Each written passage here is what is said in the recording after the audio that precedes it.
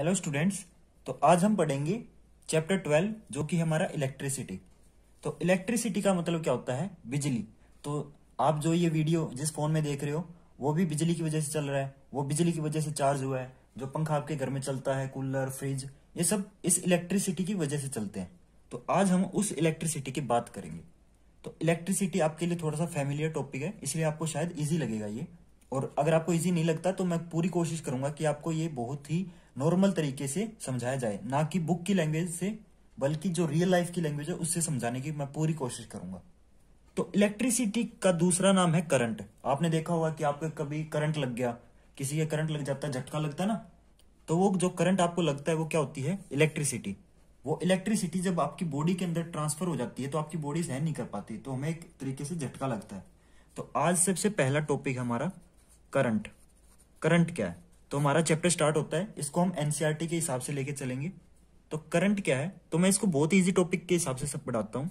जो ये एक तार है, हमारा वायर है, तो इस वायर को हमने जूम कर रखा है, तो हमारा तार इसी टाइप का होता है, एक पाइप की तरह लगेगा ना। तो आपको पता है इस दुनिया में जितनी भी चीज है वो सारी एटम से बनी है। हम बने हैं, ये फोन बना है, ये मिट्टी बनी है, हर चीज एटम से बनी है। तो ये वायर भी एटम से बना होगा। और एटम के अंदर क्या होते हैं? इलेक्ट्रॉन्स होते हैं। इस दुनिया में जितना भी खेल है ना, सारा केमिकल वगैरह, फिजिक्स का, बायो का, इस इलेक्ट्रॉन की वजह से ही है। तो इसके अंदर बहुत सारे इलेक्ट्रॉन होते हैं। इलेक्ट्रॉन क्या होता है? इलेक्ट्रॉन पे नेगेटिव चार्ज होता है।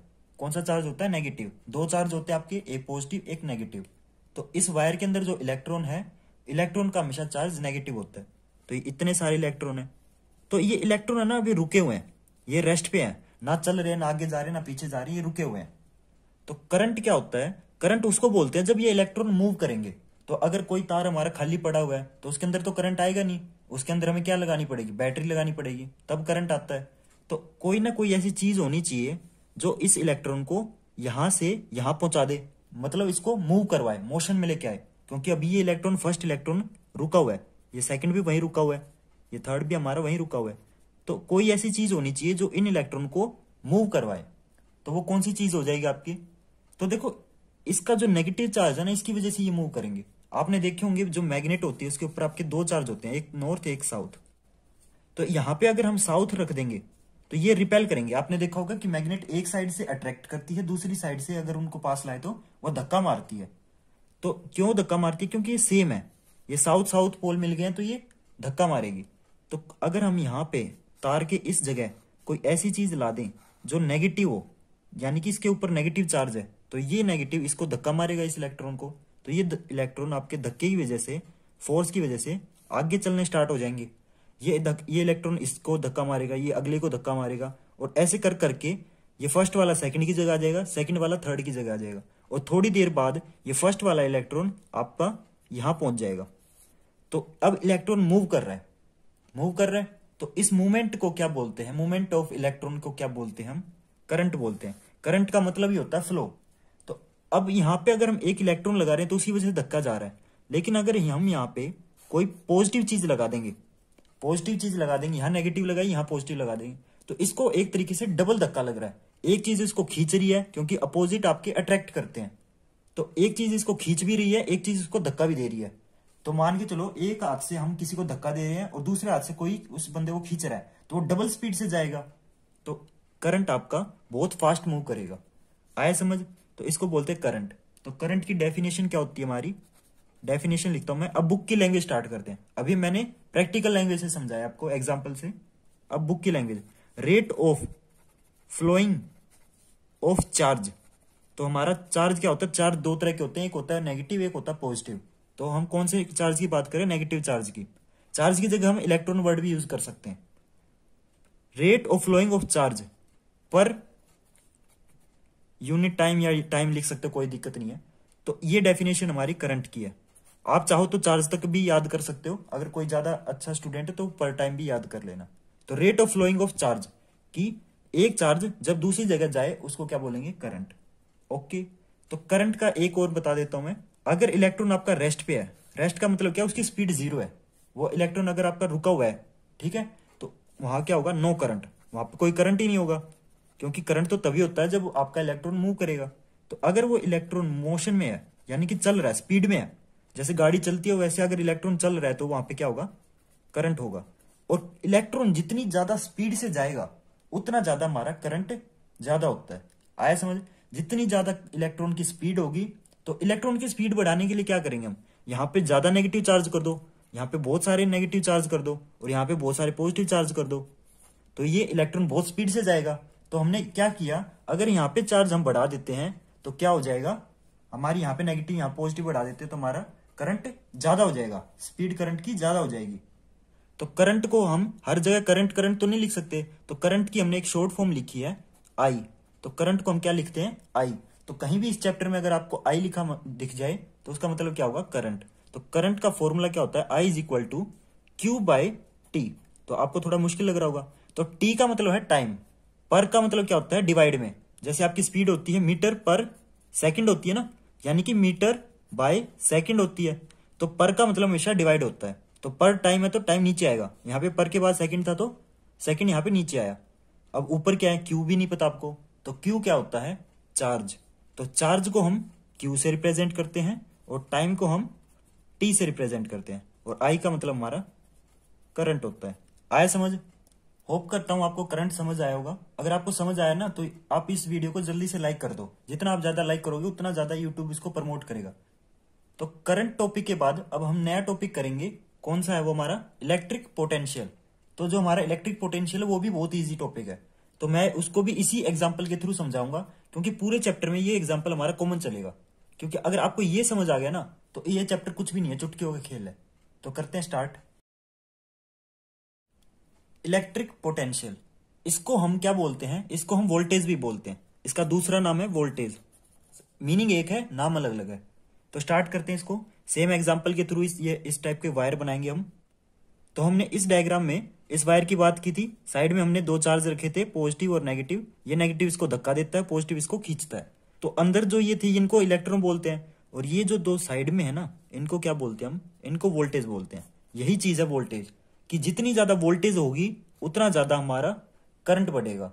आया समझ? जो ये दो साइड में रखे हुए ना इनको क्या बोलते हैं, वोल्टेज। तो मैं एक ड्रॉ करता हूं।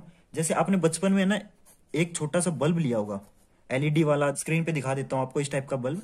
यहाँ पे आपने एक छोटी सी बैटरी लगाई होगी। बैटरी क्या होती है, आपकी सेल हो जाता है कोई भी, और फिर इस सेल को हमने इस बल्ब के साथ ज्वाइन कर दिया होगा। ये बल्ब है और ये हमारी बैटरी है, और ये जो लाइन है ये हमारे वायर है, ठीक है।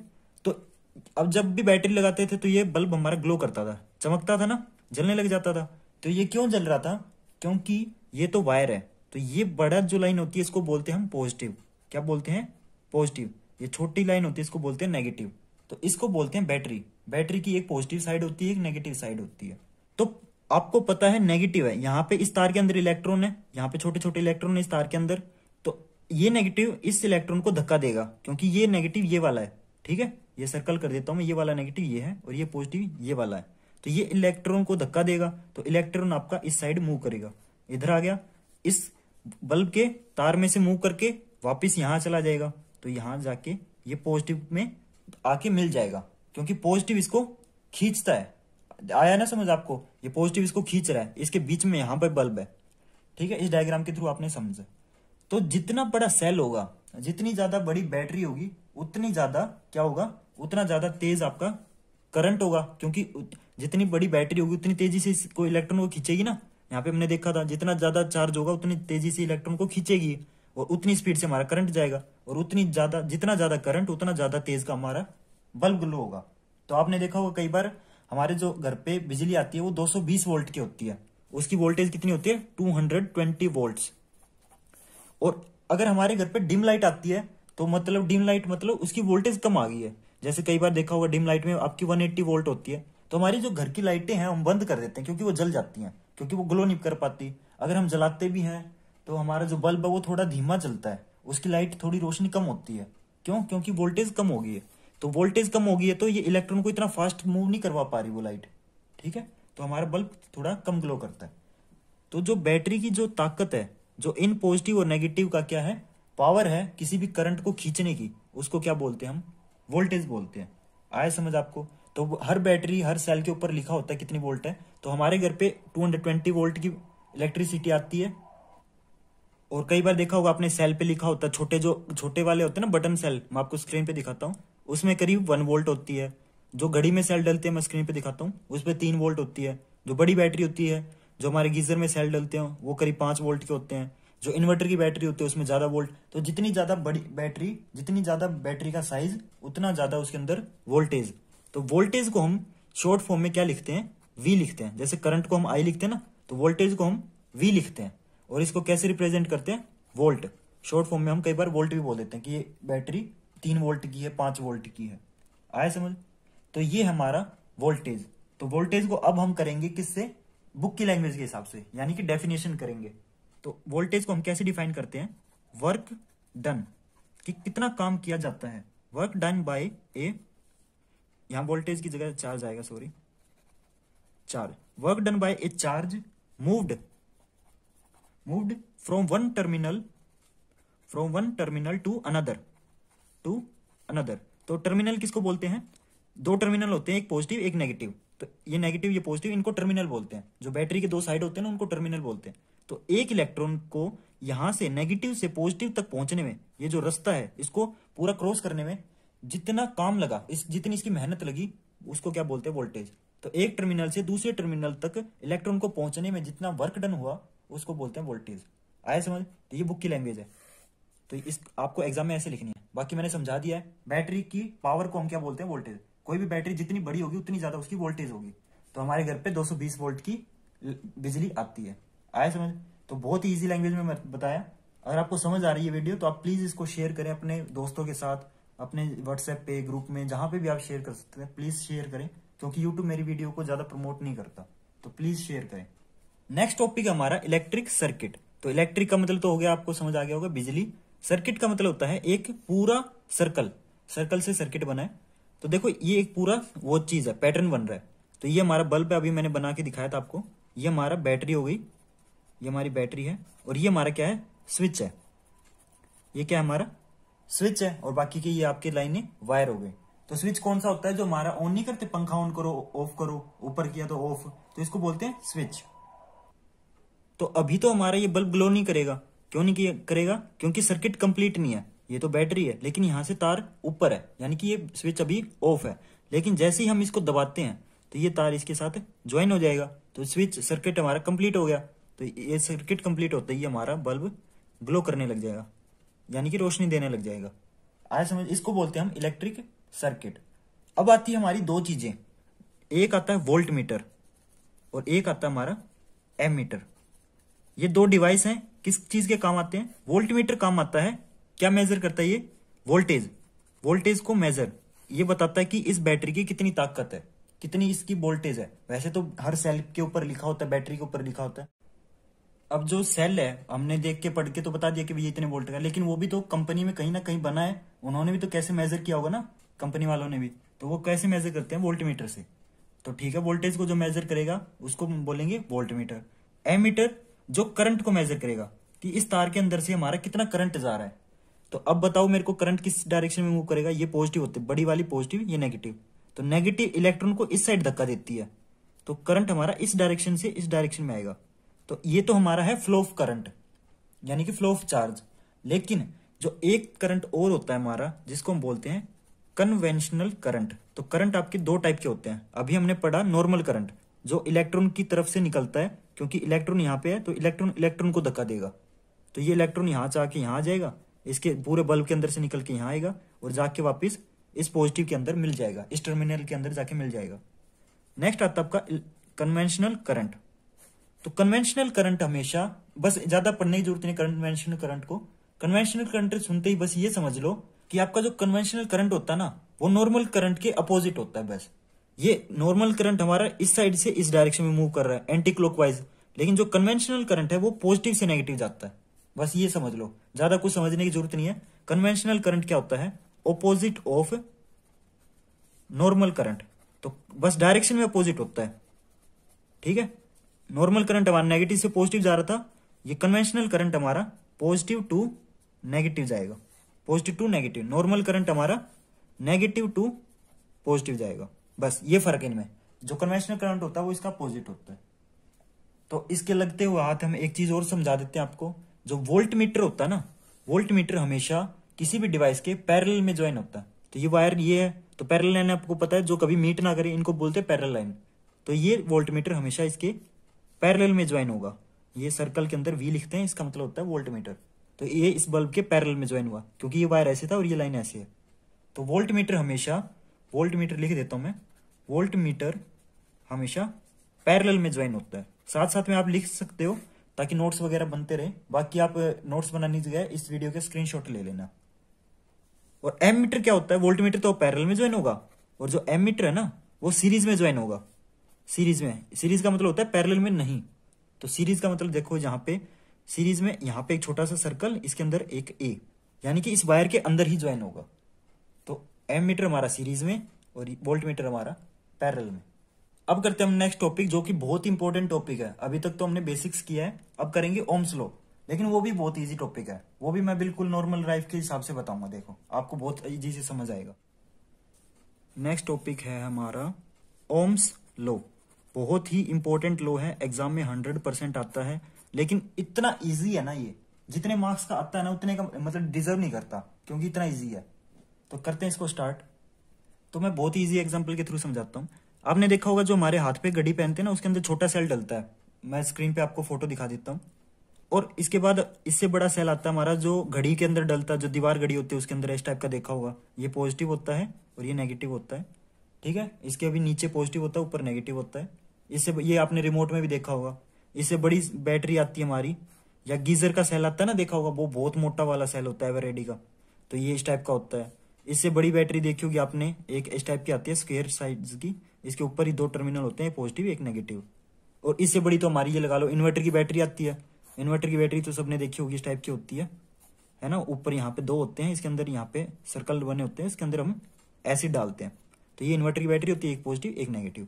तो जितनी ज्यादा बड़ी बैटरी, अभी हमने करवाया, जितनी ज्यादा बड़ी बैटरी उतनी उसकी ज्यादा पावर। जितनी ज्यादा बड़ी बैटरी होगी उतनी उसकी ज्यादा पावर होगी, उतना ज्यादा वो स्पीड से करंट को, इलेक्ट्रॉन को खींचेगी। क्योंकि ये बड़ी बैटरी है तो इसके अंदर ज्यादा पॉजिटिव है ना यहाँ पे, तो वो करंट को ज्यादा स्पीड से खींचेगा। देखो ये वायर है, यहाँ पे इसके अंदर इलेक्ट्रॉन है, यहाँ पे इलेक्ट्रॉन, और ये इलेक्ट्रॉन यहाँ पे कोई ना कोई चीज बैटरी लगेगी। जो 2 टर्मिनल होते हैं बैटरी के ही होंगे ना, ये वाले प्लस माइनस। तो अगर हम यहाँ पे बड़ी बैटरी लगाते हैं, बड़ा सेल लगा देते हैं, तो यानी कि बड़ा सेल क्या है, यानी कि यहाँ पे मैंने बहुत बड़ा नेगेटिव चार्ज लगाया है, यहाँ पे बहुत बड़ा पॉजिटिव चार्ज लगाया है। तो अब ये इलेक्ट्रॉन को बहुत तेज से धक्का देगा, तो बहुत स्पीड से इलेक्ट्रॉन मूव करेंगे तो उतना ज्यादा स्पीड से करंट बनेगा। तो जितनी ज्यादा बड़ी बैटरी उतना ज्यादा करंट। अगर आपको ये समझ आ गया ना तो ओम्स लॉ हो गया। तो जितनी ज्यादा बड़ी बैटरी उतना ज्यादा करंट। इसका मतलब क्या है, करंट की, बैटरी की पावर को क्या बोलते हैं हम, वोल्टेज। तो जितनी ज्यादा वोल्टेज उतना ज्यादा करंट। तो आया समझ आपको। तो वोल्टेज इंक्रीज होगी तो करंट इंक्रीज होगा, वोल्टेज डिक्रीज होगी तो करंट डिक्रीज होगा। आया समझ। छोटा से लगाएंगे तो करंट भी कम हो जाएगा। तो वोल्टेज को हम क्या लिखते हैं, वी लिखते हैं, कैपिटल वी, और करंट को हम आई लिखते हैं। तो अब हम क्या करेंगे, इस चीज को, रिलेशन को दिखाने के लिए क्या करते हैं हम, डायरेक्टली प्रोपोर्शनल ऐसे बनाते हैं। इसका मतलब क्या है, इस साइन का मतलब यही है, अगर वोल्टेज बढ़ेगी तो करंट बढ़ेगा, अगर वोल्टेज घटेगी तो करंट घटेगा। आया समझ। यही लॉ है हमारा ओम्स लॉ। अब मैं इस लॉ को समझाने के लिए एक और इजी एग्जांपल लेता हूं, तो आपको मतलब बिल्कुल ही क्लियर हो जाएगा। एक मैं एलईडी बल्ब लेता हूं, स्क्रीन पे आपको दिख रहे होंगे इस टाइप के। अगर मैं इस छोटे सेल के साथ जलाऊंगा ना इसको, तो वो थोड़े कम जलेगा। जितना ज्यादा बड़ा सेल होता जाएगा उतना ज्यादा हमारा वो बल्ब जो हमारा वो ज्यादा ग्लो करेगा, ज्यादा रोशनी देगा। बड़ी बैटरी में और भी ज्यादा रोशनी देगा। तो यहाँ पे मान लो ये हमारा है 1 वोल्ट का, ये हमारा 3 वोल्ट का, ये हमारा 5 वोल्ट का, ये हमारा 10 वोल्ट की मान लो, ये तो बहुत बड़ी होती है। तो अगर वो एक और आते हैं हमारे, जैसे घर वाली सप्लाई होती है वो 220 वोल्ट की होती है। तो 220 वोल्ट तो बहुत ज्यादा हो जाता है।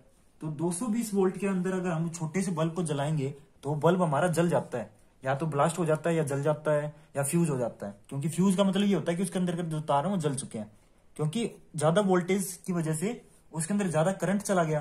तो ज्यादा करंट चला गया तो क्या होगा, उसके अंदर वो इतने सहन नहीं कर पाए उस करंट को, तो वो जल जाएगा। तो इस लॉ को हमने एग्जाम्पल के थ्रू समझा। अब हम पढ़ेंगे इसको बुक के हिसाब से। तो बुक में क्या डेफिनेशन है, बुक में अगर बहुत मुश्किल डेफिनेशन दे रखे हैं तो वो करने की जरूरत नहीं है, आप इजी डेफिनेशन कर लेना, एग्जाम में आपको उतने नंबर मिलेंगे। तो करते हैं इजी डेफिनेशन। ये कहता है कि it states that, Ohm's law कहता है कि दैट द वोल्टेज लिख दो, या पोटेंशियल डिफरेंस लिख दो, या इलेक्ट्रिक पोटेंशियल कुछ भी लिख दो, या पोटेंशियल डिफरेंस। तो पोटेंशियल डिफरेंस, इलेक्ट्रिक पोटेंशियल या वोल्टेज तीनों सेम है, बस नाम अलग अलग है। तो बंदे वही हैं, बस नाम अलग अलग है। सप्लाइड, तो पीछे से अगर हमने जितनी पोटेंशियल डिफरेंस, जितनी ज्यादा बैटरी लगाई है, supplied across the circuit, circuit के अंदर जितनी ज्यादा बड़ी बैटरी लगाई है, इज डायरेक्टली प्रोपोर्शनल टू, तो डायरेक्ट इस साइन को हम क्या बोलते हैं, directly proportional, is directly proportional to current supplied या करंट सप्लाइड की जगह फ्लोइंग भी लिख दो, इजी वर्ड हो जाएगा, फ्लोइंग थ्रू सर्किट। ये हमारी ओम्स लॉ की डेफिनेशन हो जाएगी। तो पोटेंशियल डिफरेंस क्या है, वी है, डायरेक्टली प्रोपोर्शनल का मतलब है ये वाला साइन, और आई करंट का मतलब है आई। तो इसका मतलब क्या है, V is directly proportional to I. बस थोड़ा मुश्किल लैंग्वेज में बता रखा है वही।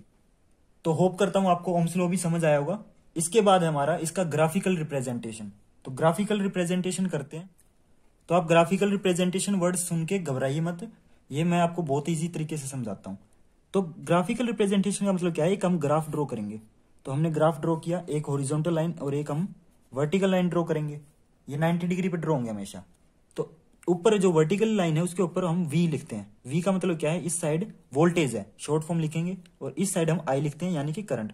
यानी कि लेफ्ट से हम राइट साइड बढ़ेंगे तो करंट बढ़ेगा, नीचे से ऊपर जाएंगे तो हमारा वोल्टेज बढ़ेगा। यहाँ पे हमारा 0 होता है। तो कभी भी आप ग्राफिकल रिप्रेजेंटेशन बनाओ ना, तो क्या करना है, मैं बहुत इजी तरीका बताता हूँ। इन दोनों के बीच में एक लाइन ड्रॉ कर दो, ऐसे स्ट्रेट लाइन ड्रॉ करनी है, बस आपका हो गया graphical representation of Ohm's law complete. यही है। इसका मतलब क्या है, जैसे जैसे वोल्टेज बढ़ रही है, क्योंकि हम नीचे से ऊपर जा रहे हैं और लेफ्ट से राइट भी जा रहे हैं, तो इसका मतलब क्या है, जैसे जैसे वोल्टेज बढ़ेगी वैसे वैसे हमारा करंट बढ़ेगा। और अगर इसमें ये मान लो 2 नंबर का ग्राफिकल रिप्रेजेंटेशन आ जाए, तो ये कर देना इसमें फॉर्मेलिटी के लिए, ऐसे नंबर लिख देना 1 2 3 4, और यहाँ पे भी ऐसे नंबर लिख के यहाँ पे भी लिख देना 1 2 3 4। बस आया समझ। तो नंबरिंग भी मैंने इजी बता दी, 1 2 3 4 लिख देना, नीचे भी और ऊपर भी। और ये लाइन हमेशा स्ट्रेट कर देना। अगर आपने ना ये स्ट्रेट नहीं बनाई तो आपके 2 नंबर गए, और स्ट्रेट बनाते 2 नंबर आ गए। बस इतना इजी है। तो एक ऐसी लाइन और ये लाइन हमेशा स्ट्रेट कर देना, तो हमारी ओम्स लॉ की ग्राफिकल रिप्रेजेंटेशन भी कंप्लीट होती है। इसके बाद है हमारा नेक्स्ट टॉपिक रेजिस्टेंस। वो भी बहुत इंपॉर्टेंट टॉपिक है। जैसे मैंने ये इंपॉर्टेंट टॉपिक आपको आसान तरीके से समझाया, उसी टाइप से मैं और आसान तरीके से आपको रेजिस्टेंस समझाऊंगा।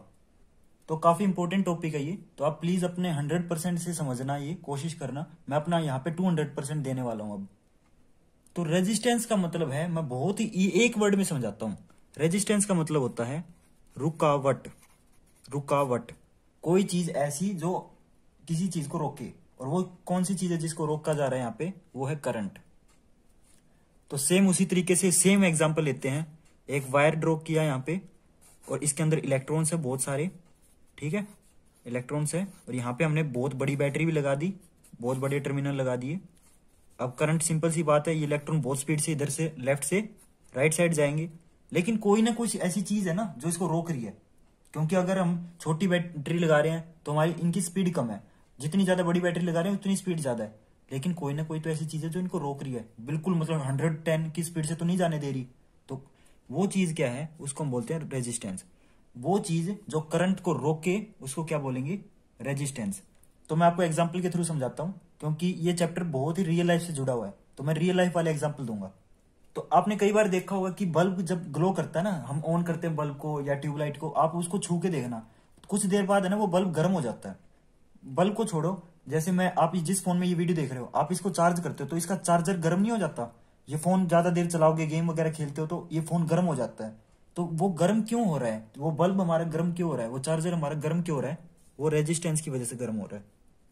क्योंकि यहाँ पे देखो, कोई ना कोई ऐसी चीज है जो इस इलेक्ट्रॉन को रोक रही है। जब एकदम इलेक्ट्रॉन रुकता है ना, तो क्या होती है, वहां से हीट निकलती है। सोच के देखो, मैं बाइक चला रहा हूँ रोड पे, और सामने कोई जानवर आ जाता है, तो मैं एकदम ब्रेक लगाऊंगा, तो ब्रेक लगेगा तो टायर एकदम रुकेगा ना, वो स्पीड से ब्रेक लगेंगे तो वो टायर गर्म हो जाता है। तो सेम उसी तरीके से इलेक्ट्रॉन एकदम ब्रेक लगा रहा है, रुक रहा है, कोई ना कोई ऐसी चीज है जो इसको रोक रही है। जब ये रुकता है तो क्या निकलेगी, हीट निकलेगी। सेम उसी तरीके से जैसे टायर में से हीट निकलती है।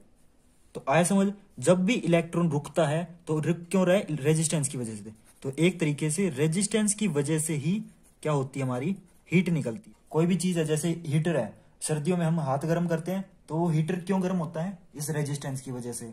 जैसे हमारा प्रेस है वो गर्म करता है, हीटर होता है पानी गर्म करता है, तो केटल होती है, कोई भी चीज होती है, तो वो क्यों गर्म होती है? इस रेजिस्टेंस की वजह से। आया समझ आपको? तो इसकी डेफिनेशन क्या हो जाएगी? It, what is resistance? It oppose, oppose का मतलब होता है रोकना। The, so what is resistance? It oppose the flow of current. कोई ऐसी चीज जो करंट के फ्लो को रोके, वो क्या हो जाएगा हमारा? रेजिस्टेंस। इसकी एसआई यूनिट क्या होती है? एसआई यूनिट यानी कि इसको जिस चीज में मापते हैं, तो इसको मापते हैं, एक साइन होता है ये वाला, इसको क्या बोलते हैं हम? साइन को ओम। ओम स्लो होता है ना, उसी टाइप का ही इसको क्या बोलते हैं? ओम बोलते हैं। इसकी प्रोनाउंसिएशन है ओम, और इसको हम ऐसे ड्रॉ करते हैं। और आपका किसी भी सर्किट के अंदर रेजिस्टेंस को कैसे दिखाते हैं? ऐसे जिगजैग लाइन, क्योंकि करंट आपका ऐसे ऐसे होके मूव कर रहा है। कोई ऐसी चीज है ना रोक रहा है, करंट यहाँ से डायरेक्ट आ रहा था स्ट्रेट लाइन में, लेकिन लाइन टेढ़ी हो गई तो करंट रुक रहा है, तो इसका मतलब क्या है? रेजिस्टेंस। ठीक है, जैसे ये रेजिस्टेंस हमारा 2 ओम का है, और कोई और रेजिस्टेंस है वो हमारा 3 ओम का है, तो ऐसे ऐसे रिप्रेजेंट करते हैं। जैसे 2 किलो है, 3 किलो है, वैसे ही हमारा 2 ओम है, 3 ओम है। 3 ओम का मतलब क्या है? ये बहुत ज्यादा रोक रहा है करंट को। जितना ज्यादा ओम कम होगा, जितना ज्यादा रेजिस्टेंस कम होगा, उतना स्लोली रोक रहा है वो। अब आता है हमारा नेक्स्ट कि किस किस चीज के ऊपर रेजिस्टेंस डिपेंड करता है, कि कौन सी ऐसी चीज है कि इस वायर के अंदर रेजिस्टेंस ज्यादा है और इस वायर के अंदर रेजिस्टेंस कम है, तो वो क्यों है? तो अब वो डिस्कस करते हैं। तो फर्स्ट फैक्टर है आपका लेंथ। लेंथ, लेंथ का मतलब होता है लंबाई। एक तार बनाता हूं मैं, जैसे छोटा सा तार बनाता हूं, एक तार बनाता हूं मैं इससे डबल लेंथ का, ठीक है, तो किसके अंदर रेजिस्टेंस ज्यादा होगा?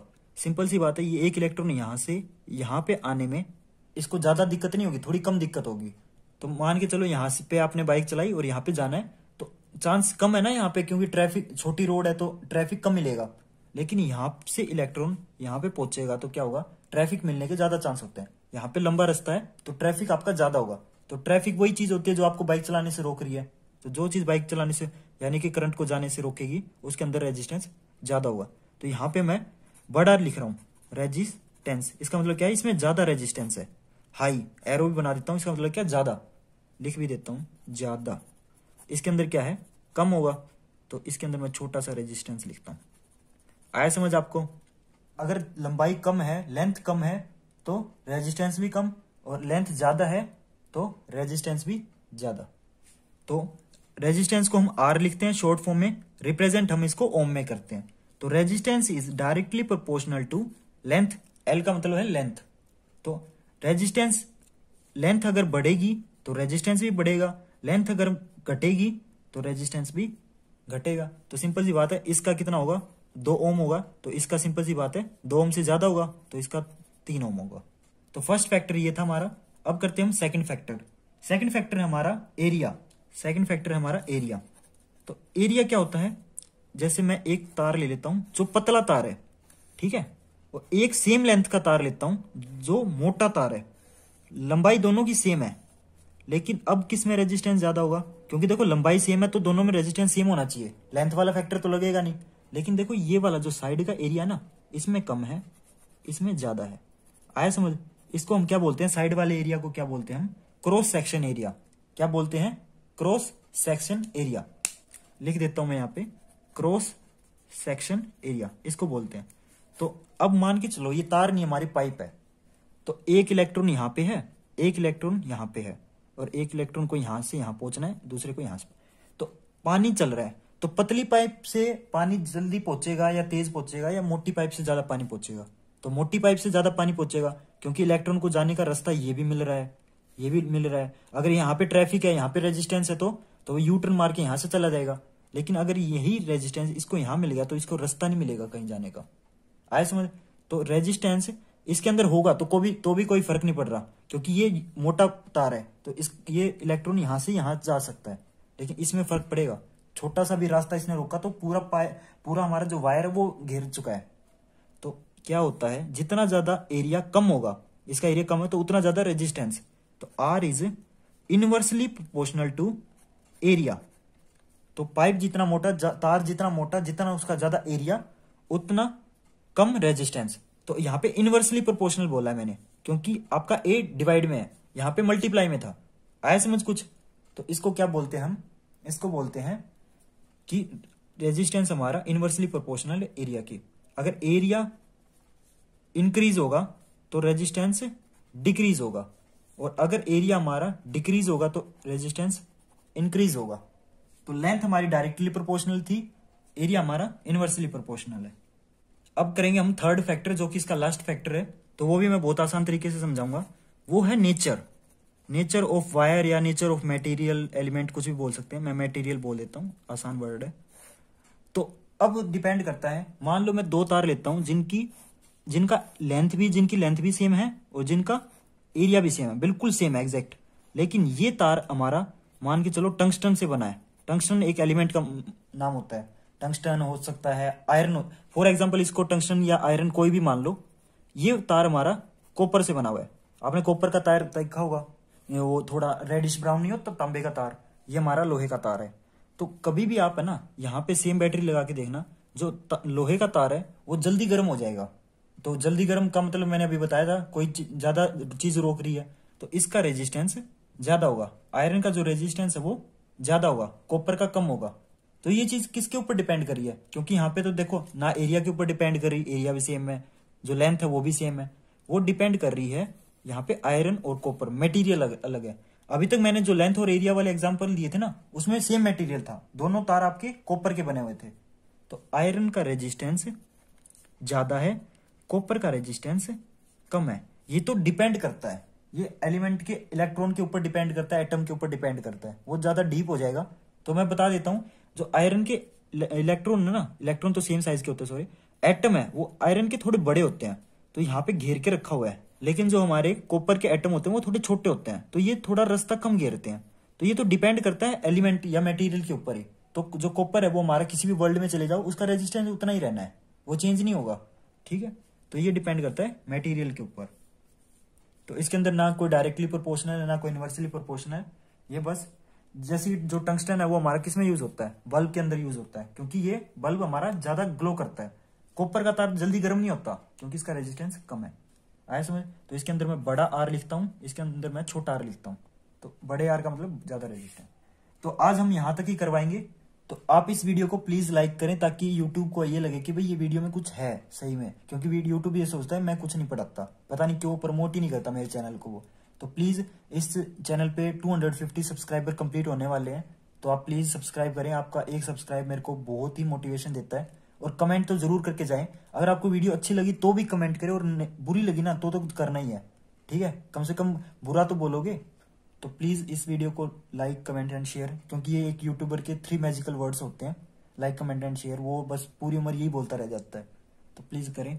और मैं इस टाइप की वीडियो बनाता रहता हूँ, कमेंट करके जरूर बताएं ताकि मेरे को पता चले भाई कोई रियल स्टूडेंट ही पढ़ रहा है मेरे से। Thank you, have a nice day.